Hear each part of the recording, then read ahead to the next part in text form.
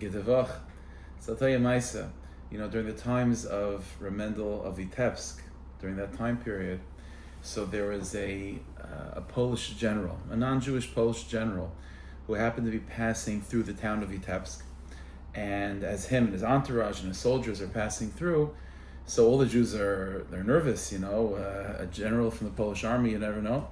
And so this general, the first Jew he passes by, he stops him. The Jew is shaking like a leaf, And the general asks him, is the Grand Rabbi, is Rabbi Mendel around? Is he available for me to visit him? So the Jew says to the general, unfortunately, he just passed away. He passed away a few months ago, a little bit ago. And so hearing this, the general became very shaken, very, very shaken. And he said, would it be okay? Could you show me where he's buried? Maybe I'll visit his gravesite. So this Jew didn't know what to make of it. So he said, okay, for sure, I'll show you where he is. Now, meanwhile, he didn't have phones. It's not like he texted his friends, but somehow word spread that the Polish general, whatever the person's name was, is visiting Remendel's Tzion, the Tzion of Remendel Vitebsk. So this became now a big production. So all the Yidden came to see what's going on. Why does the general want to go visit him? So the general goes, and when he approaches the kever, he approaches the Tzion, he begins to cry, breaking down into crying. And he's praying, he's saying words, whatever it is. And afterwards, he turns to one of the Jews. He says, does anyone have a pen and paper? I want to write a kvittel.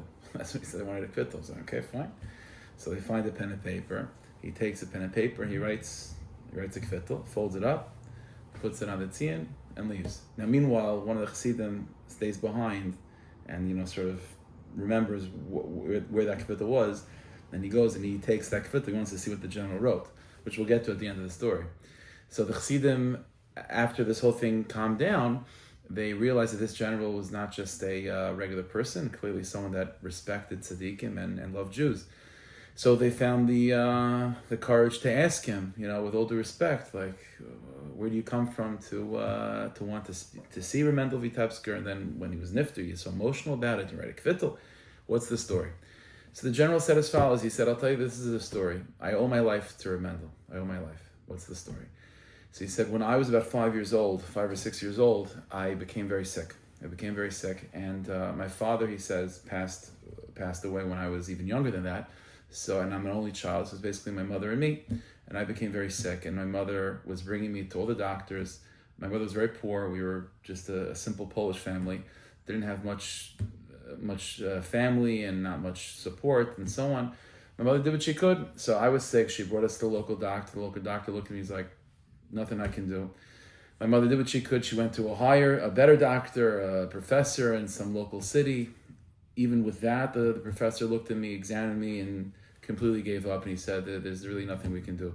My mother was beside herself. I'm her only child. She has nothing. She's completely, falling into despair, into depression. One of her neighbors sees this. This is what the general is telling the Jews. So one of my mother's neighbors sees what her state of mind is and thinks of something a little bit out of the box. She comes over to my mother and she says, listen, you're Polish, you're not Jewish, I'm Polish, I'm not Jewish. But I know in one of the surrounding cities, there's a wonder rabbi. There's a rabbi there that everyone claims is able to perform miracles. Listen, maybe it's worth a shot, try. Maybe you could get an appointment with this rabbi. Maybe he could give you a blessing. So my mother said, okay, I'll try anything. What's the city? What's the town? Vitebsk. Okay, what's the name of the rabbi? They say his name is Rabbi Mendel Vitebsk. So she says, fine, I'm going to do whatever I can. So she goes to the town. She goes to the town. First, she dresses up as a Jew. She maybe, tried to sneak in like that. The Gabayim found out very quickly, they were able to tell that, something's off, So they found that she wasn't Jewish. But she said, nevertheless, I want to be able to get a blessing from the rabbi for my son, We're human beings, we're good people, we want a blessing. So the Gabayim, they have a heart, they see this woman that's in pain. So they ask Remendel if it's okay. So she showed up to his house at 5 a.m. That's how desperate she was. So the Gabayim were there and preparing the morning, whether it be for the shul and just preparing everything. So the Rebbe was already in his office learning. before davening. So the Gabbaim went and asked him if it's okay if he wants to give a bracha to this lady. So they figured that Remendel's just gonna let him come in and he'll give a half-hearted bracha and be finished. When he heard that request, so Remendel became very serious, and he said, "Of course, I'm gonna give her a bracha, but let's wait till after davening. Let her come, 9:00, whatever it is, after davening, and I'll meet them. We'll give a proper bracha." Okay, fine. So they relay the message. Wait till after 9:00 or so, and then you'll be able to come in. Fine. She waits till 9:00. She comes in. This is what the general is saying. The son. My mother goes in to Remendel, and Remendel asks her. First, she says what the situation is. Her son, the doctor is giving up hope and everything, but she wants a blessing. So Remendel asks her the following question. He said, "Do you believe that my powers come from witchcraft?" That's what he said. So she said, "No, I don't believe in witchcraft." So he said to her, "So where do you think my powers come from?" So she said, "Well, you're a man of God. You live a life of holiness. So your powers come from God. God, sends His blessings through you."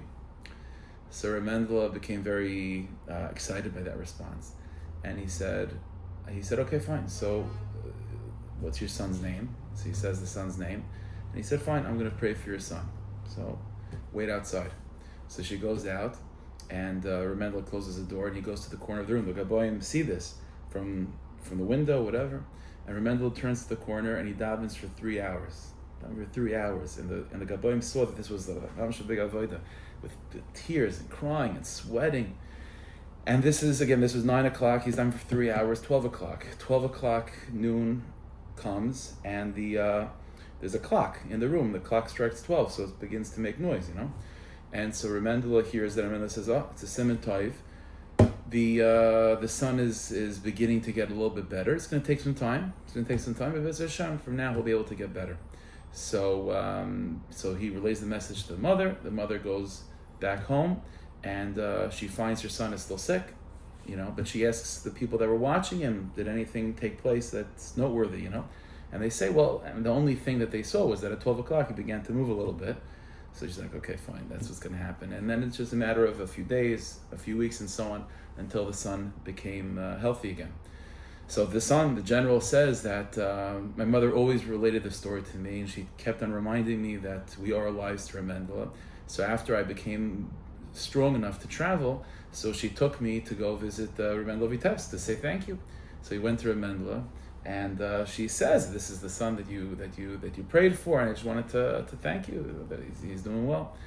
So the general said like this. He said, "I'll never forget this." Remendel looked in my eyes, and he saw right through me, and he said, "You're going to be a successful person. You're going to be a powerful person.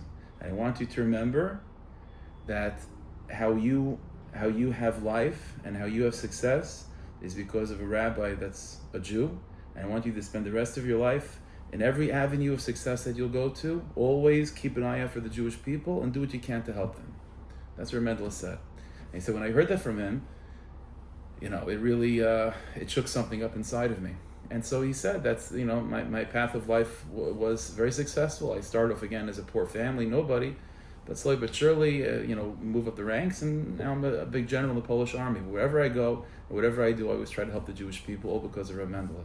So therefore, I was passing by anyway, so I wanted to go pay a visit. But now that you told me he was nifter, so I went to go pay my respects by his tziyun. And I know the Jewish people, again, over the years, I've met a lot of Jews over the time, so I know that you write a kvittel. So that's what I did as well. That's the end of the story. Now, meanwhile, one of the Chassidim had the kvittel. So afterwards they looked in it. What did this person write? So it's very interesting. So the general wrote the following thing. He said, "I ask Abraham, Isaac, and Jacob to pray on behalf of Remendel Vitebsk. And I ask Remendel, who's standing before the throne of glory, before the Kisei HaKavod, before Hashem, that he should daven for the Jewish people and for the Polish people, because both people need help." And he signs his name, Ben, his mother's name. That's what he did. And that was the kvittel. That's like each Kiddush Hashem, When Mashiach comes, B'ez Hashem, the Nevi'im, we have many Psukim in Navi describing the situation of, there'll be many, many non-Jews holding on to every Jew's tzitzis, just asking for the little, if you could throw me a crumb, teach me something about Judaism, teach me something about God, teach me something about the Jewish people, That's what we're going to see Bez Hashem very, very soon. And a story like that, such a Kiddush Hashem, a general in the Polish army, has such a value to the Jewish people and sees himself as being alive only because of them and because of the Tzadikim. That's just a taste of Bez Hashem, where we're going to experience in a much grander way with the coming of Mashiach. We should be able to experience that light on all levels of Yisrael.